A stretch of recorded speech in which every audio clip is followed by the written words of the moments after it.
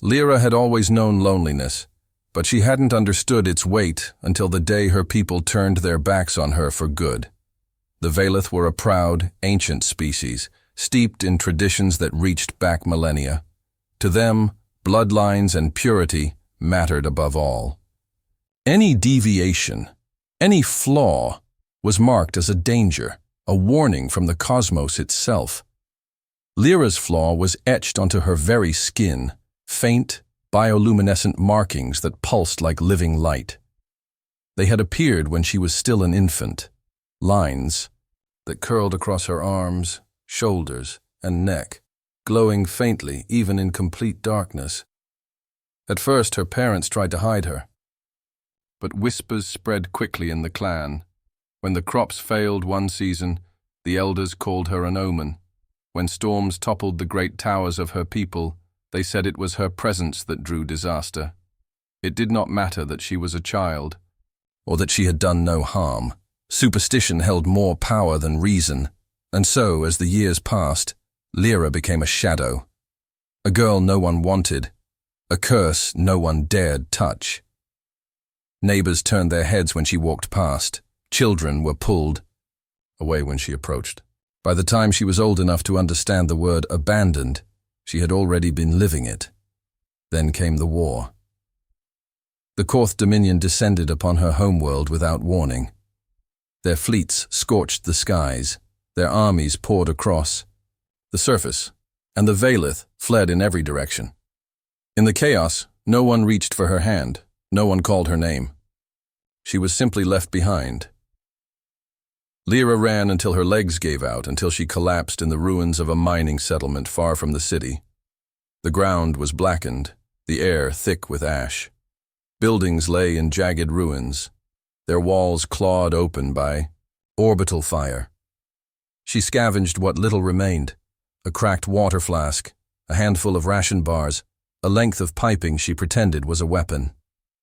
There, in the hollow of a broken world, she learned to survive. Days blurred together, quiet, hungry. Days marked by the hiss of wind through shattered glass and the occasional distant thunder of Dominion patrols. Nights were colder, lonelier, when the glow of her markings betrayed her presence in the dark. More than once, she curled into herself and wished the light would fade forever. It was during one such night, crouched in the ruins of a collapsed storehouse, that she first heard him. The sound was subtle at first, boots crunching gravel, deliberate and steady. Not the synchronized, heavy tramp of Dominion soldiers, but something lighter, slower. Someone moving carefully, as though searching. Her breath caught. She clutched her makeshift weapon, heart hammering as the footsteps drew nearer. A shadow stretched across the ruined walls. Then a figure emerged from the dust. He was tall, broad-shouldered, his frame wrapped in dented combat armor painted in a faded camouflage pattern. A rifle hung from his hands, the muzzle sweeping slowly, as he scanned the rubble. His helmet was battered, his face streaked with dirt, but his eyes, sharp, human eyes, gleamed with alertness. A human. Lyra had heard the stories whispered even among her people, of Terrans, the so-called Deathworlders. Beings from a world so hostile that everything on it wanted to kill them, yet they thrived. Ruthless in battle, relentless in survival, feared even by the Dominion. But stories painted them as monsters as much as warriors, brutal and cold. She shrank deeper into the shadows, hoping he would pass by. But then his voice came, low and steady. "I know you're there," he said. Not a threat, just a fact, spoken with calm certainty. "I'm not here to hurt you." Her grip tightened. On the pipe, she wanted to believe him, but belief had burned her too many times. No one had ever come for her before. Why would this stranger be different? The soldier paused, scanning the ruins with a patience that unnerved her. At last, as though sensing her hesitation, he lowered his weapon and spoke again. "You don't have to hide. I won't turn you away." The words pierced something in her chest. No one had ever said that to her. Slowly, trembling, she stepped into the half-light. The glow of her markings shimmered across her arms and face, betraying her shame. She braced for disgust, for recoil, for the familiar weight of rejection. But the human didn't flinch. He only studied her for a long, silent moment, his eyes lingering not with fear or revulsion, but with something she hadn't seen in years. Recognition. Then, with a faint smile tugging at the corner of his mouth, he said, "Looks like you could use a friend." The human soldier introduced himself as Sergeant Daniel Hayes, Terran Expeditionary Corps. His voice carried the clipped cadence of a soldier used to giving orders, but there was no harshness in it when he spoke to Lyra. Instead, there was something steady, something she had never known from her own people. At first, she followed him at a distance. Her mistrust was instinct, born from years of abandonment, but Hayes didn't push her. He walked ahead, scanning the terrain with his battered rifle, occasionally glancing over his shoulder to make sure she was still there. It was a quiet kind of reassurance, one that spoke louder than words. When night fell, they sheltered in the skeletal remains of a crumbling factory. Hayes set down his pack and gestured for her to sit. From it he produced ration packs, dense gray slabs of compressed nutrition. He tore one open and pushed it toward her. "You eat first," he said. Lyra hesitated, staring at the strange block of food. It smelled faintly metallic. Why give this to me?" she asked. Hayes shrugged, biting into his own portion. "Because you're starving. And because I'm not going to let a kid waste away while I'm standing here." "I am not a child," she muttered, though her voice lacked conviction. Hayes chuckled, a low, weary sound. "Yeah, well, you're younger than me. That makes you a kid in my book." She nibbled at the ration cautiously, then with growing hunger. It was coarse and bitter, but she devoured every crumb. For once, no one pulled the food away. No one slapped her hand. That night, as the wind howled through the broken walls, Lyra lay curled on the cold ground. She shivered, less from the chill, and more from memories, the harsh voices of her people, the moment her parents turned their backs during the Dominion invasion, the silence of being unwanted.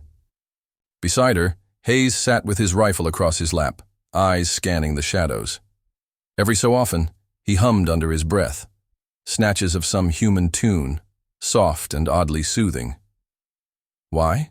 she asked at last, her voice small in the darkness. "Why? Do you stay near me? Others, they see me, and they leave." Hayes looked at her for a long moment. His face was tired, lined with exhaustion, but his gaze was unwavering. "Because no one deserves to be left behind," he said. "Not on my watch." The words cut through her like light through storm clouds. No one had ever spoken to her like that, not with such finality, such conviction. It wasn't pity. It wasn't obligation. It was a promise. From that night onward, something shifted between them. Lyra no longer followed him at a distance. She walked at his side, watching his every move, listening when he taught her. Hayes showed her how to move quietly, crouching low as she crossed open ground.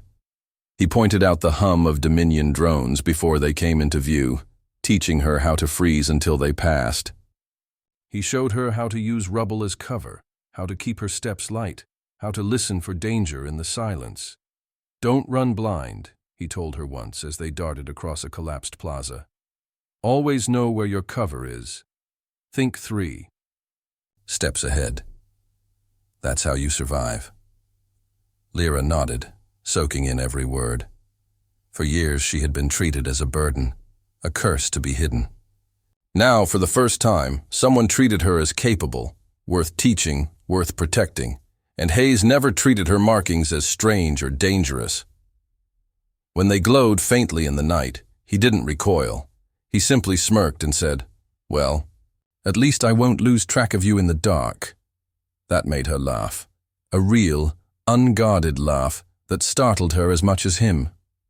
She hadn't laughed in years, and the sound felt like a fragile thing breaking free from a cage. As days passed, their bond deepened. Hayes gave her half of everything he had, sometimes pretending he wasn't hungry, so she would eat more. He carried her across rubble when her legs trembled from exhaustion. And when fear gripped her in the dead of night, he sat close, humming old Terran lullabies until her eyes closed. In return, she learned to trust. Slowly, painfully, but surely. She began to speak more freely, telling him fragments of her past. How her people whispered that she was cursed. How her parents never said goodbye when they left her behind. How she had lived in silence for so long that she'd forgotten the sound of kindness. Hayes listened, never interrupting, never judging. When she finished, he muttered with quiet fury, "Your people don't know what they lost." She blinked, startled. "You don't think I'm cursed?" he snorted. "Cursed? No, you're alive. You've survived all this when most wouldn't. That doesn't sound cursed to me. That sounds strong." The words struck deeper than any insult ever had. For years, she had believed herself a burden, an omen of misfortune. But this human soldier, this stranger from a world she had never seen, looked at her and saw strength. That night, she lay awake long after Hayes drifted into a light soldier's sleep. For the first time in her life, her chest felt warm, not with shame, but with something new. For a few precious days, Lyra felt something like safety. She and Hayes moved carefully through the ruins, finding abandoned storerooms to shelter in and ration crates left behind by retreating colonists. Hayes was resourceful in ways that astonished her. He could turn a shattered comms relay into a signal detector, make fire from sparking wires and scrap metal, and spot enemy patrols long before they came close. But safety never lasted long in a war zone. The Dominion had been sweeping the region, tightening its grip on the colonies. When their scouts returned to the ruins, it was only a matter of time before Hayes and Lyra were discovered. It began with the low electric whine of a drone passing overhead. Lyra froze mid-step, her glow faintly betraying their position under the collapsed roof of an old warehouse. Hayes's jaw tightened. He gestured sharply for silence and pressed her down behind a stack of shattered crates. The drone's lights swept the rubble. Then came voices, harsh, guttural commands in the Dominion tongue. Boots crunched on glass. Soldiers were spreading out, searching. Lyra's pulse thundered in her ears. She knew what would happen if they were caught. The Dominion didn't take prisoners from the Valith, and humans they executed on sight. She swallowed, trembling, and whispered, "They saw my glow. They're here because of me. Leave me, and you might escape." Hayes spun toward her, eyes flashing with fierce defiance. "No, I said I don't leave people behind. You hear me? Never." Before she could protest further, plasma fire cracked through the walls. Hayes shoved her down, rolling to the side as bolts scorched the air. His rifle barked in return, controlled bursts echoing through the ruins. The firefight erupted like a storm. Dominion soldiers advanced in formation, weapons blazing. Hayes moved with brutal precision, ducking, firing, shifting cover. He was outnumbered, but he fought like a man carved from stone, every step calculated, every shot meant to kill. Lyra cowered at first, gripping her useless length of pipe, but Hayes's voice cut through the chaos. "Lyra! Eyes up! Watch me. Do exactly as I say." Her fear trembled against his command, but she forced herself to look. Hayes hurled a small device at her. It clattered at her feet. "A grenade. Pull the pin. Wait for my signal," he barked, firing. Another volley. Her hands shook violently as she fumbled with the pin. The device felt heavy, alien, like holding death itself. But Hayes's voice was her anchor. "You can do this. You're not weak, not anymore." The Dominion soldiers surged forward, closing in. Hayes shouted, "Now!" With a desperate cry, Lyra threw the grenade into their midst. A searing flash ripped the air, collapsing part of the wall and scattering the enemy squad in shouts of pain and confusion. Hayes seized her hand and pulled her through the gap. They ran together, weaving through shattered corridors as Dominion. Fire thundered behind them. Every corner they turned seemed blocked by rubble, every passage a dead end, until at last they stumbled into a collapsed chamber, sealed, with no exits but the one they came from, trapped. Lyra's chest tightened.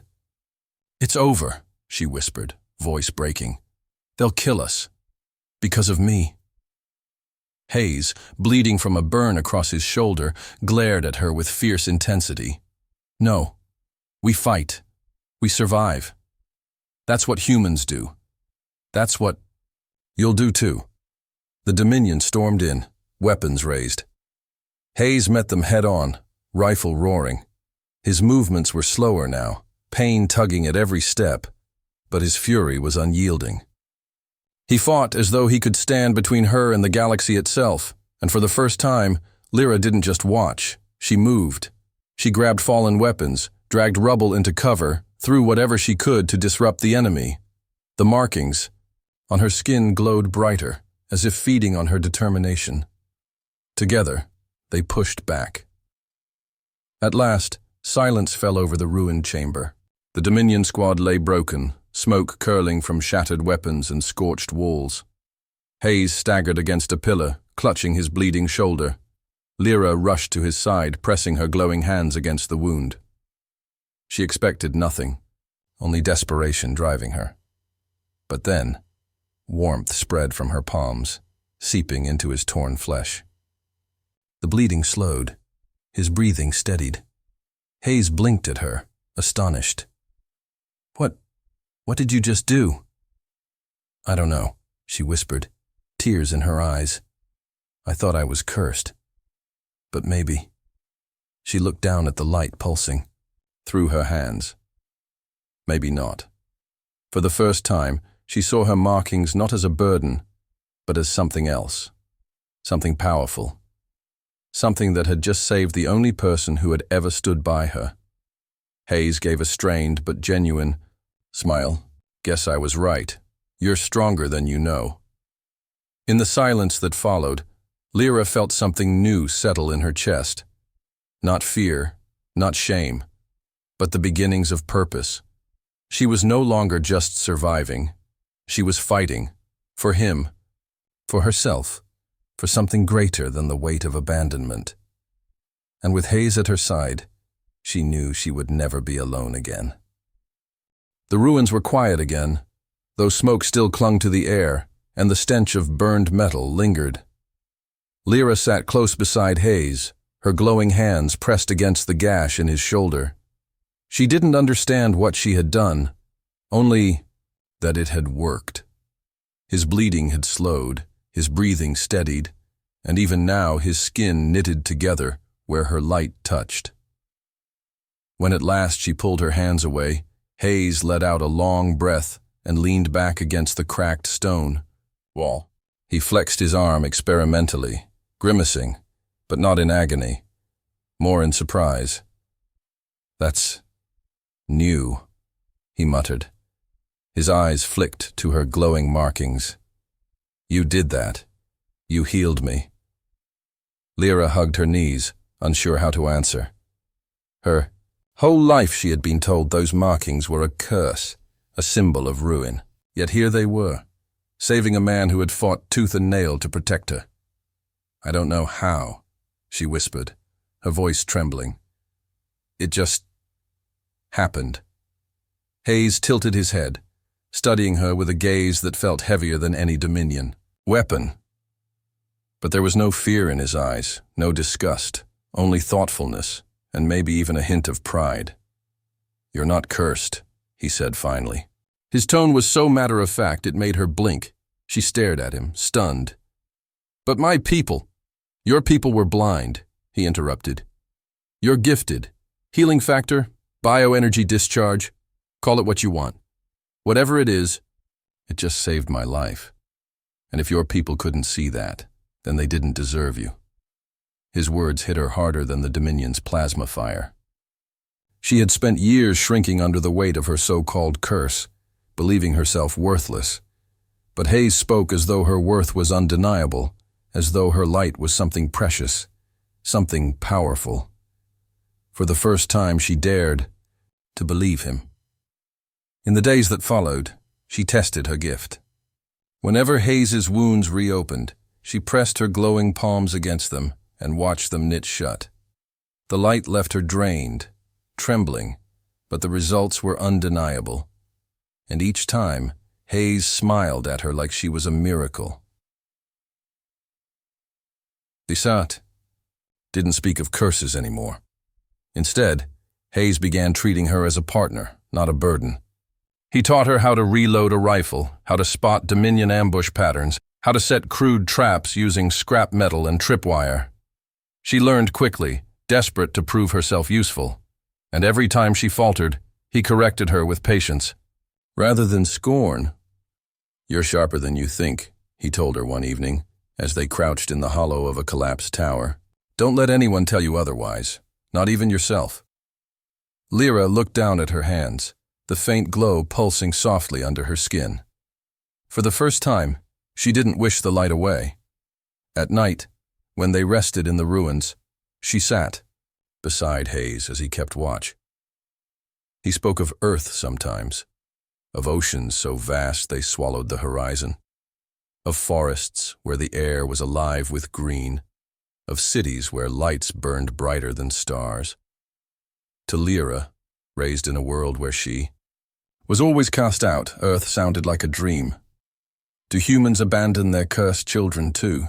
she asked once, her voice small. Hayes was silent for a long moment before answering. "Not the good ones, and sure as hell not me." Her throat tightened, tears welling in her eyes. She looked at him then, truly looked, not as a soldier, not as a protector, but as someone who had chosen her when no one else would. "You don't know what it means," she whispered. "To be chosen. To not be left behind." He gave her a weary but gentle smile. "I do. Trust me, kid, I do." The next day, as they trekked across the wasteland in search of supplies, Lyra walked beside him with her shoulders straighter, her steps steadier. She no longer trailed behind. She was no longer the cursed outcast, hiding in shadows. She was someone with a purpose, someone who could fight, someone who could heal. And though the war raged on around them, for the first time in her life, she felt unafraid.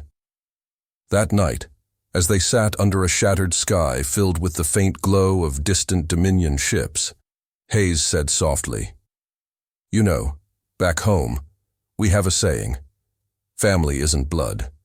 Family's the ones who stand with you when the world falls apart." Lyra's breath caught. Family, a word she had thought lost to her forever. "You're my family now, Lyra," he said simply, as if it were the most obvious thing in the universe. Her vision blurred with tears, but she smiled through them, the glow of her markings illuminating the night. For the first time, she belonged. The battle had ended, but the scars it left behind were not so easily erased. The stronghold lay in ruins, smoke curling into the alien skies like dark ribbons. Human and alien soldiers alike had fallen, and the ground was littered with fragments of broken weapons, armor, and memories that would never fade. Yet amidst the devastation, one small figure stood beside a human soldier, her eyes searching his face as if trying to understand why he had risked everything for her. Lyra was alive. That was what mattered most.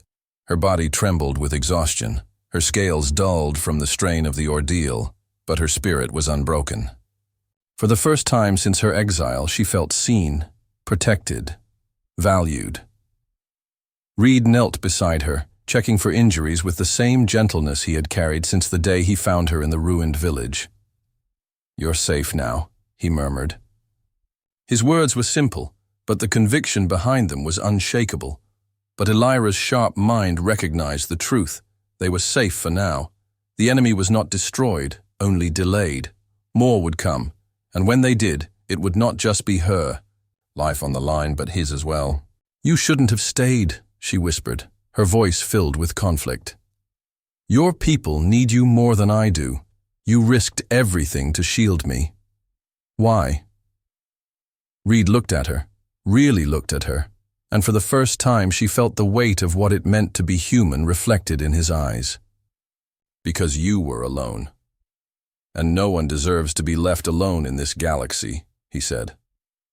Those words lodged deep inside her heart.